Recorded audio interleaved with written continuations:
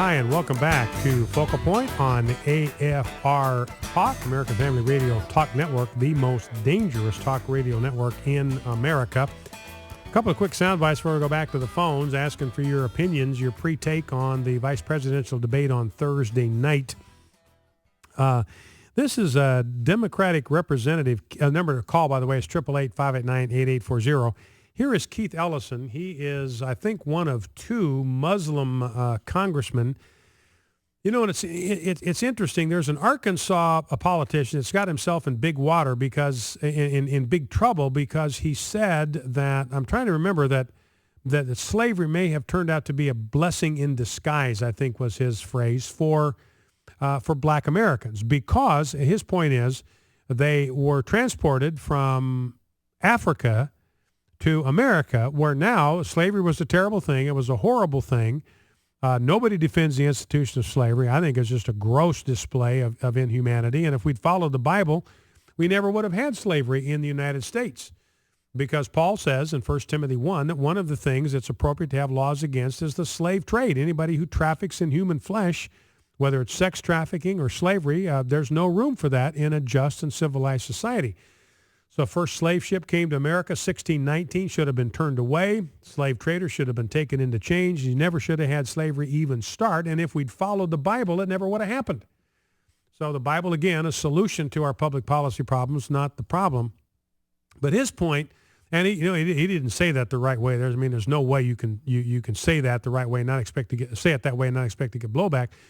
But his point is, if you have blacks today, now that we've gone past slavery, blacks are living in America, and no matter how they got here, and nobody's trying to say, hey, the way they got here was a good thing. Nobody's saying that. Nobody's defending that. But now they're in a land of opportunity. So maybe God, in his grace, took something that men meant for evil, the slavery, and he turned it into something good for blacks who now live in a land of opportunity and unlimited possibility, rather than being trapped in a continent which is still mired in poverty and disease. But here, Keith Ellison, who is a Democrat congressman, he says, look, basically talks about urban America. Urban America has been run by Democrats for decades.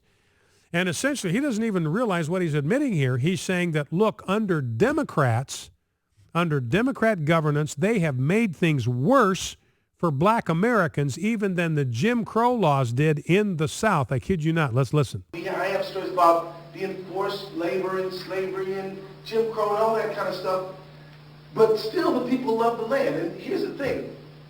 I guarantee you that my mother and her parents, who lived in Jim Crow, Louisiana, probably had better food than folks living in urban America today. So that's Keith Ellison saying, look, you go back to the Jim Crow, Louisiana, says, I will bet every dollar I've got, I will guarantee, he says, that my mother and her parents had better food than folks living in urban America today. Well, who's been running urban America for 4 decades? It's been Democrats. It's been liberals. So Keith Ellison doesn't even know what he's admitting here. He's admitting that Democrats, liberals, have so botched up their governance of urban America that things are worse for blacks now than they were under Jim Crow laws in Louisiana. He doesn't even realize what he's admitting here. Now, one last Paul Ryan soundbite before we go back to the phones, 888-589-8840. This is Paul Ryan. I've had this in the queue for some time, but it's the flavor of what Paul Ryan says on the campaign trail. You wish you heard more of this from the campaign. We wish we heard more of this from Mitt Romney. But when Paul Ryan talks about these things, you know he's talking from his heart. Let's listen. The things you talk about, like traditional marriage and family and entrepreneurship, these aren't values that are indicative to any one person or race or creed or color. These are American values. These are universal human values. And so what Mitt and I are offering is an agenda of prosperity for everybody to have a chance to climb the ladder and get out of poverty into lives of self-sufficiency. That's the whole point we're offering with this 5-point plan. So Paul Ryan saying, look, when we talk about family, entrepreneurship, we talk about traditional marriage, we talk about family, these are universal values. They are true. They're valid for all people at all places at all times. And that's the Paul Ryan that's going to be going into this debate with Joe Biden. Well, let's go back to the phones. Let's go to Paul, Wilmington, North Carolina. Paul, you're on Focal Point with Brian Fisher. What do you think about this vice presidential debate?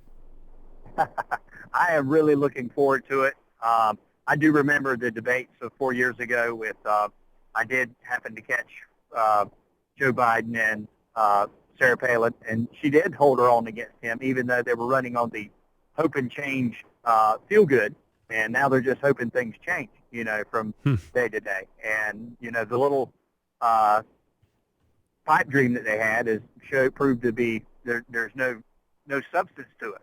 So this is going to be more of a debate of substance, and those who really will make the difference, the independents, the women, the ones who were heavily in favor of Barack Obama in the last election, are really watching what's being said closely because they've seen that there's no substance in what they did. And when you get to a debate of substance, it favors Paul Ryan. I don't think there is any substance. Joe Biden, no matter how much they school him, he is someone, I believe, with a very short fuse, and he was just pretty soon he's going to stick his foot in his mouth as he usually does. And it's interesting, Paul. When you use the word substance, because I don't think Paul Ryan is capable of engaging in a debate that's not about substance. I mean, it's what he's about.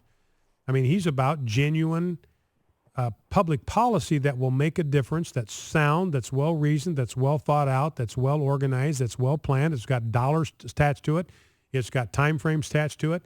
I mean, that's all Paul Ryan knows. He's one of the most serious public policy guys on Capitol Hill that you've got. And you just get this sense with Joe Biden that this guy has been able to wing it his entire career, that because he's a Democrat, because he's likable, because everybody's willing to cut him so much slack, he doesn't have to offer any substance. He's never had to, because he's been able to get by on being Joe Biden and being a Democrat. There's a danger for Biden, too, if he attacks Ryan. Ryan is just such a likable guy. Yeah. And everybody likes him. He's a nice-looking young man, and I think women are really going to like him. Just everybody does, because he is a nice guy. And I think there's a danger for Biden to turn on him and really just hurt them. I know he won't get the kind of coverage or the kind of audience that the presidential debate does, but I think a lot of people that are really going to count are looking for this, going to be watching this vice presidential debate. I think it's going to be bigger than what the Democrats think it will be. Oh, and by the way, Brian, how's your wife doing? She is doing better, Paul. Thank you for asking. I chatted with her not too long ago. She's feeling a little bit better. She's been so under this thing with this pneumonia, and we had an x-ray done yesterday, and the x-ray shows that pneumonia is clearing up, so that is good news. And, she's been so weak. This thing has laid her so out that I've had to basically drive her to the clinic and to the imaging center because she just didn't feel strong enough to be able to do it. And today she said, look, if I need to go to the clinic, I can handle that. So that's a sign that physically she's getting a little bit stronger. So I appreciate your concern, Paul. And I want to thank everybody for your prayers for my wife, Debbie, and she is doing better. So thank you. Thank you very much for that. It's interesting, Paul, going back to this vice presidential debate, and thanks for the call. Our president, Tim Wildman, thinks this ought to be on pay-per-view, that this thing is going to be so entertaining. Somebody could make a boatload of cash by charging people a premium to watch this thing. It's going to be so entertaining. Let's go to Ruth in Tampa, Florida. Ruth, you're on Focal Point with Brian Fisher. What's on your mind? Well, I was just thinking, really this year more than any other election, it's God against the devil. I don't think people should be voting Republican because of the Republican-Democrat race. Billy Graham and Franklin Graham have always stayed out of elections and such because they've been friends with all the different presidents. But don't you think this year that people like Franklin Graham or some of the other top religious leaders should come out and say, this year, because of abortion, gay marriage, all of these things, some people should be coming out and standing up with Romney and Ryan and saying, this is what America is all about. Don't we think we should be hearing more on that standpoint? Well, and I think, Ruth, I appreciate your call. Thank you for that. And it's interesting that Billy Graham, who lives in North Carolina, did come out and he did endorse the marriage amendment in North Carolina. That's the most political that he has ever gotten. And part of, I think he's lived a good part of the last century. And I mean, he began his public ministry in the late 1940s. So he's seen about 60 to 70 years of America's precipitous moral decline. And I remember him saying when he came out and endorsed that, and Franklin Graham, his son, did as well, that he never thought he would live to see the day where in America we would have a debate over the meaning of marriage. It was just kind of incomprehensible to him that things have gotten to this place. Now, I don't expect Billy Graham to come out and endorse anyone, but you know what you had on Sunday? You had a lot of pastors in America coming out and endorsing candidates for office. In other words, what they're realizing is, look, it is way too late in the game to be hung up on nuance and to be looking for cover. A lot of pastors will use this IRS thing just as an excuse not to speak truth to the political world because it's messy. I mean, nobody says that it's an easy thing to do. It's messy. It's fraught with challenges. It's fraught with difficulty. Everybody understands that. And so it becomes convenient then if you can use the IRS as your excuse for not saying anything. And a lot of pastors do. But more and more of them are realizing, look, the stakes are high. The outcome of this election may determine whether there's even an America left to say by 2016. We can no longer remain silent. May the God who gives endurance and encouragement give you a spirit of unity among yourselves as you follow Christ Jesus, so that with one heart and mouth you may glorify the God and Father of our Lord Jesus Christ. Do not forget to bow low before God, stand tall and unapologetic and unwavering before man.